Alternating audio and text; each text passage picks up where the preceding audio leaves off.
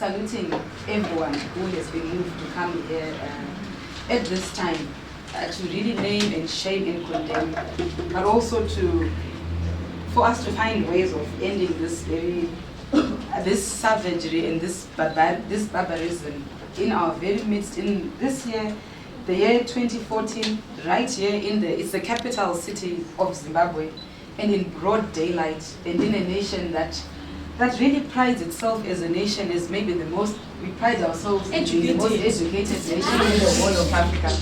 And this that we saw is definitely not that at all. And I want to, I'm speaking in 3 ways. One, as a woman myself, I think every woman who's sitting here and who's outside, it doesn't matter what age you are, it doesn't matter what you are wearing or not wearing, because I think if we were to ask ourselves, we all have testimonies. I have a testimony that's just about last month, just a month old. I am turning 43 tomorrow. I was born in this city. I was born here in Harare. I live here. This is my city too. But, of the age that I am, I got to the distinct conclusion that it's not about what you are wearing. It's about being a woman. And I'm saying this because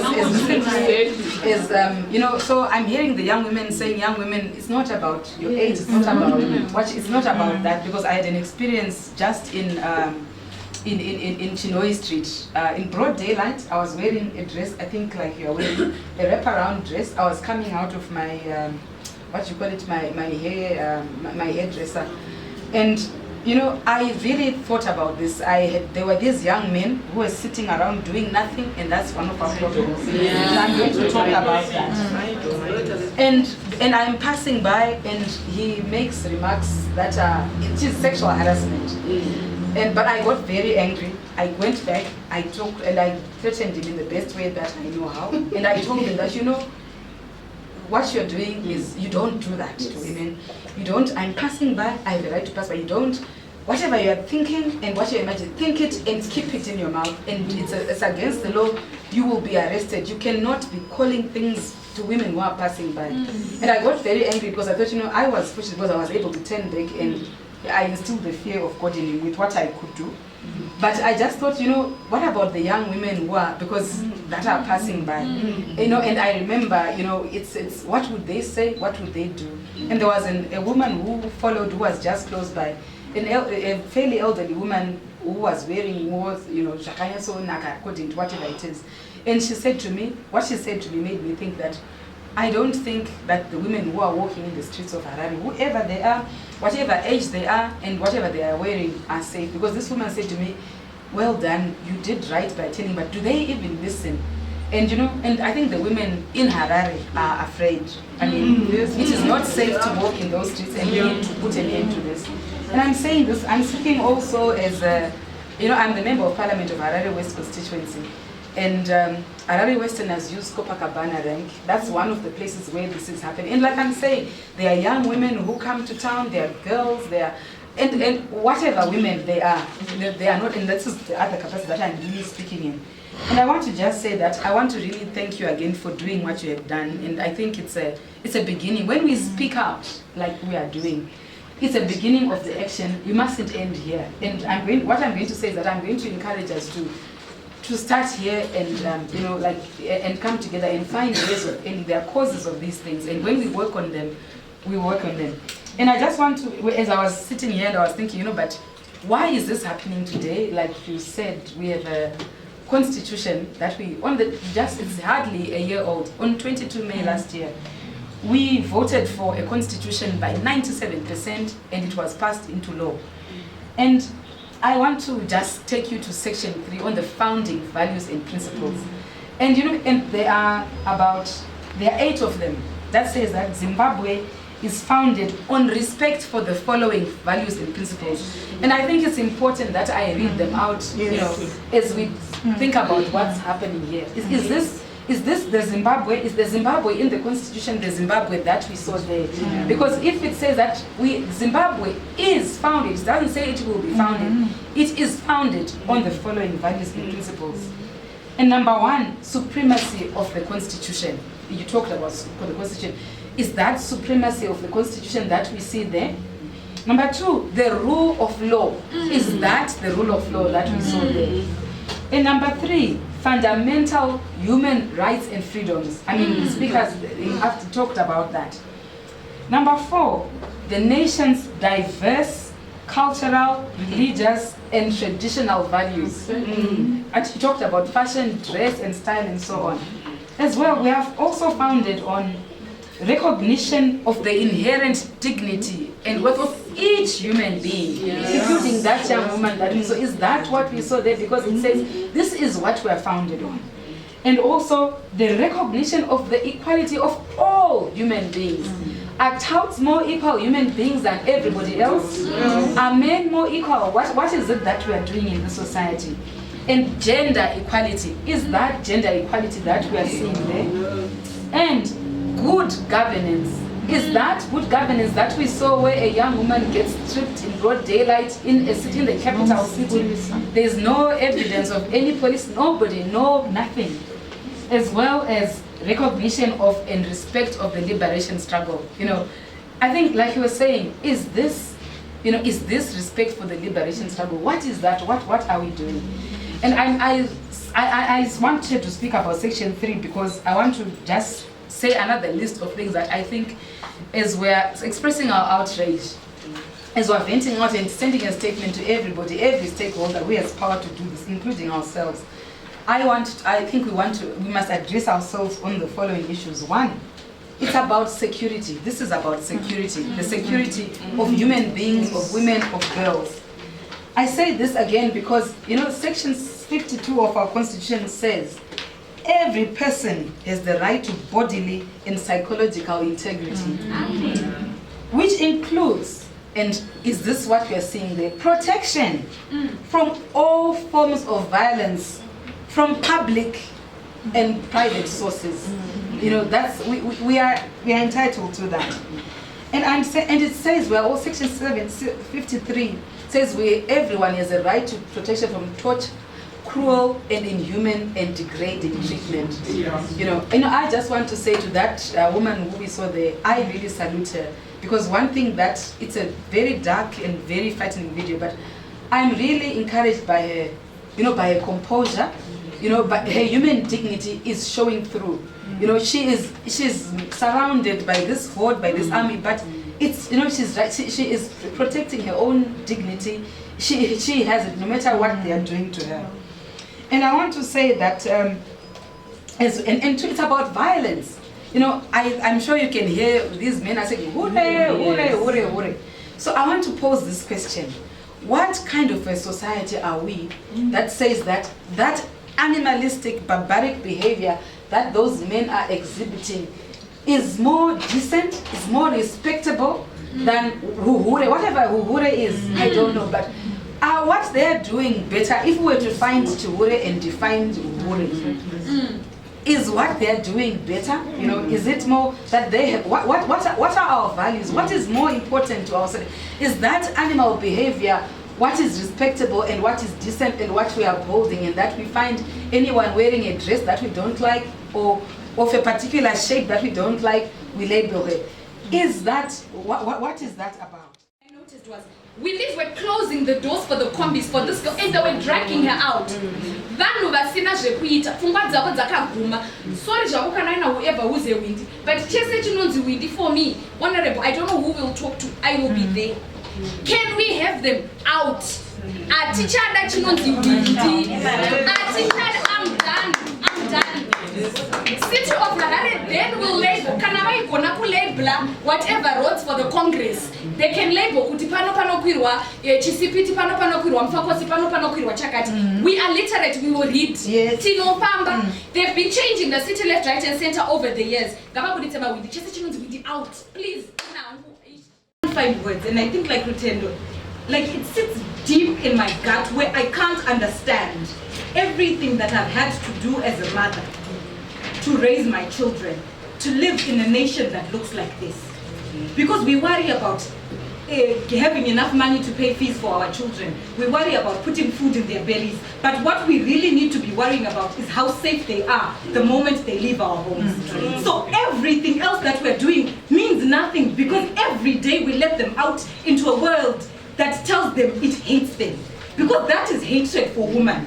I can't find any other way of understanding what kind of stupidity. How does a human being behave in this manner? And like, what is bubbling in the psyche of these men? People are dragging a woman out of safety, and then they put her out to call her a hure. We have been raised to be educated by these women you call Mahure. But what they are doing is putting food on their children's plates and helping their families to survive. So, Shami sit up for me personally, I don't see it. What is problematic is the manner in which we are allowing. Say, if women, it's the women's fault, because what do you expect them to do? We expect them to behave like human beings, because that's what they say they are. Is my parliament. Everyone has a constituency on this body except myself. And I am tired. And I am sick of being sick and tired.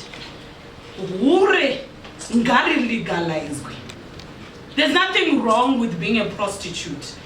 Even the married women are prostitutes in themselves, because we are all giving a service of sexual satisfaction to men. Now, if those touts, that is my rank, that is Marondela rank, they have declared war with Sokostina, and I pick wars. And if you declare war with me, it does not end with people sitting in press conferences. Mine ends with action. That's my rank, my corner, my bus stop. I don't drive. A lot of people see me driving. That's not mine. That's a car for an organization. I park it and I hit that rank. If my young sister is being violated like that, and we all sit and say, no, we are sick and tired, and we want to talk to them, we are done talking. I am done talking. If you're still talking, it's okay. I'm a monkey. My chief business is to jump from branch to branch until I sort out an issue. Even if you're from UMDC, MDC, Malambo, wherever you are, if you're in an assembly and you're quiet, if you're in a league and you're quiet, you're wasting our time. We want a minister. Why don't we have a minister of women affairs right now? We have nowhere to go. We go to the ministry right now. Who are we going to talk to? We are tired. I'm tired. And this is war. It's been declared. In my own capacity as a woman, I have walked in the streets. And what touches me the most is before even a man puts his hand on you, they feel they have the right to say something about your woman. Why do they have the freedom of expression to talk about us? We don't talk about them. Does it mean that we don't think things? We think things, but we are human beings, so we control ourselves. And I'm asking all the men in this country, it is time to control yourselves. You see what you see, can you let it go? Are we not human beings? Are we then exhibitions? Oh my God, it's fine. So can we not talk about my body? If we're going to have a discussion about my body, can you approach me and then talk to me about my body and not make it a public display? Number one. Number two, who determines what is a short skirt? Pane measuring stick, I 45 centimeters low short skirt.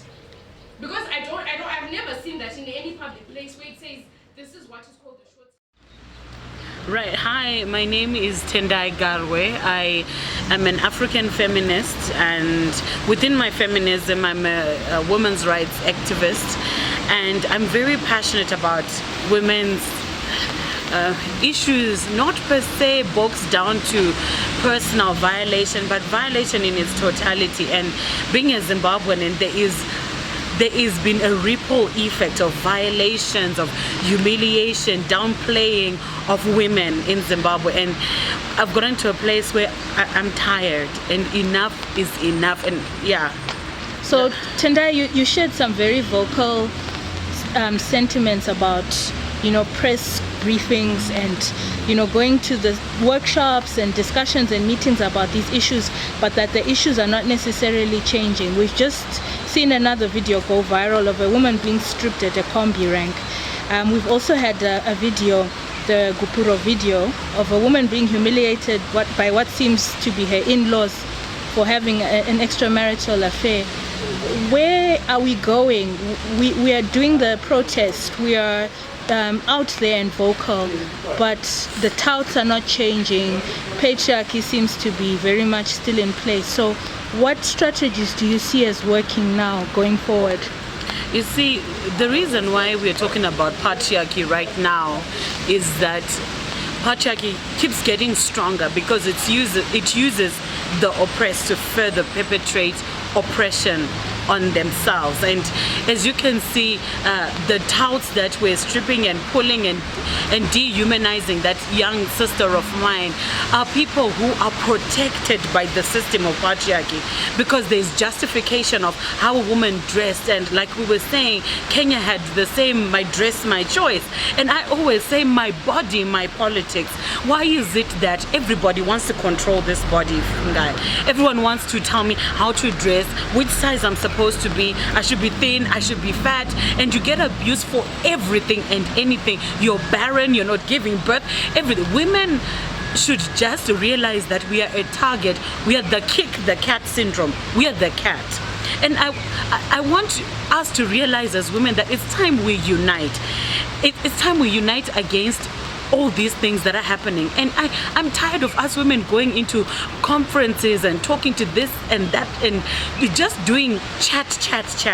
It's time we say no. And there was even in the press conferences, you heard someone say, let's even boycott the public transport. And even the woman you were talking about who was being violated by her in-laws, the issue is not that she had extramarital affair. The issue is how somebody, in his lack of his masculinity, felt that he needed to further humiliate because he couldn't take care of his own woman's sexual needs.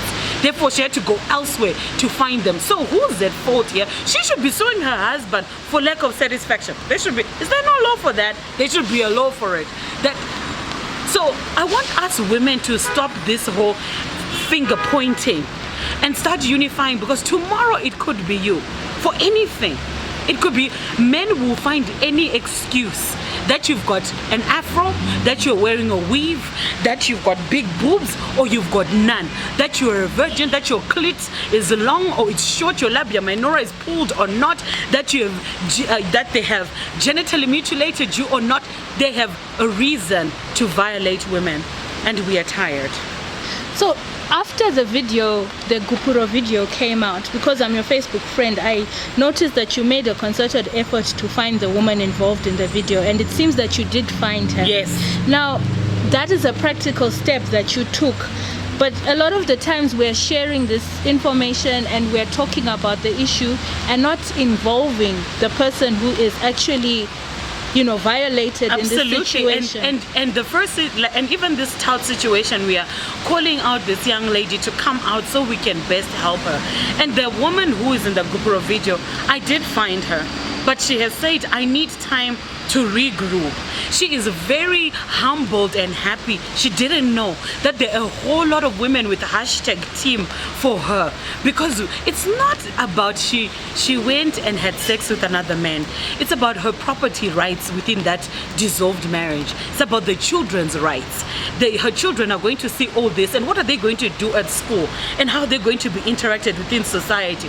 There are a lot of rights that we want to defend for her. There's that family, home, whatever it is that she wants protected. Women are saying enough is enough, because when men cheat, no one sits in a court of judgment and then starts saying you cheated against your wife, therefore we're giving you 2 rands for you to leave this woman. No, society makes you conceal it and tell you that you can't tell people you're lesser of a woman because your man left and found another woman. No, but I know that she is strong, and she will come out. She just wants time to rest, time to regroup, time to gain strength. And I send her messages almost every day to remind her that we are there and we are ready for her. And there are women all over Zimbabwe, from UN Women, from her Zimbabwe, from everybody is saying when she's ready, if she presses the button go, we are going to support her. And that is what's important.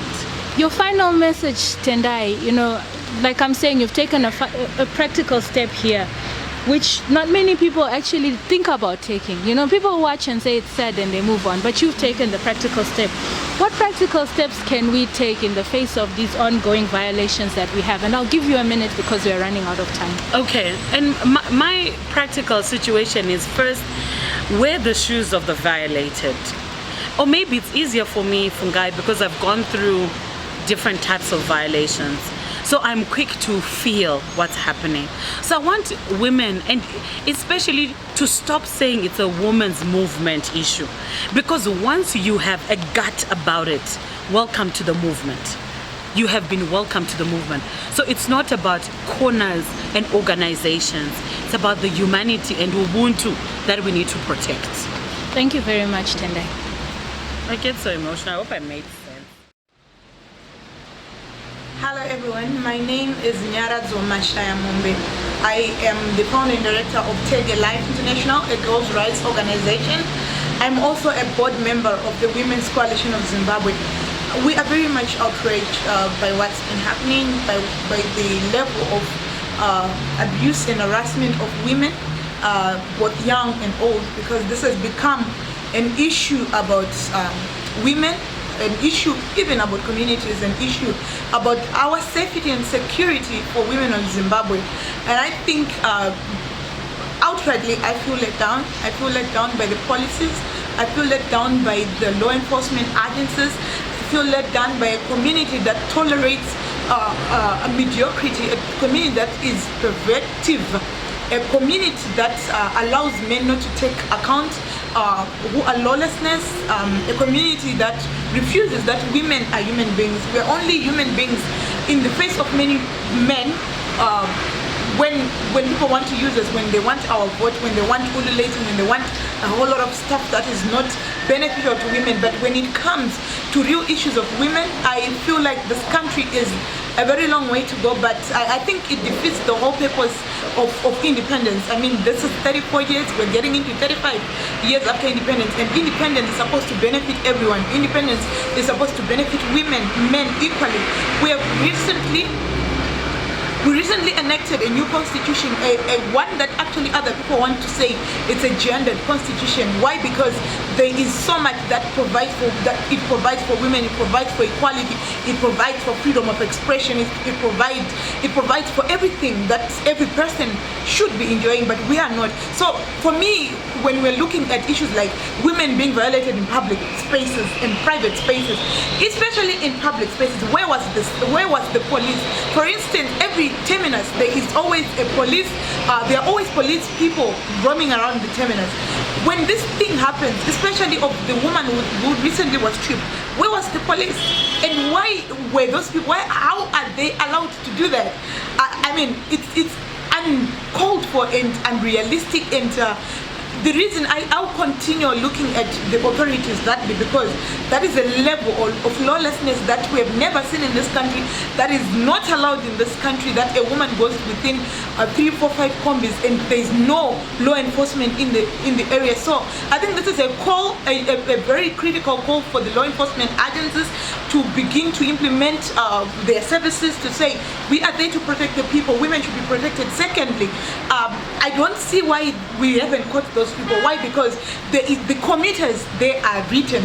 There is police that operates in that rank, and it's a crowd. Someone should be coming up. If we are serious about this issue, someone is supposed to come up and say we saw whoever. So I think it's just a matter of being serious. It's a matter of being serious about women's issues. And I want to reiterate that the police, it's not about how you feel when you see a woman being harassed. You don't have to think twice and think probably it could be me harassing, probably you are also harassing your own wife. It doesn't matter. You're there to do work, and your job is to ensure peace in this country, in these communities, and you're paid by taxpayers' money to do exactly that. And we require that police deliver. We require that they do their job. We require not only for people to be beaten up for political reasons, but also for our safety, because everything centers around our safety, our welfare. We demand that we be serviced by our police. We be serviced by even the city council. We're paying a lot of money to the city council to do work to protect women. So I'm just saying, even the Ministry of Transport, where are they? People are dying. We've been seeing people being run down by transport, by Kombi, where are these people? Where is the city council?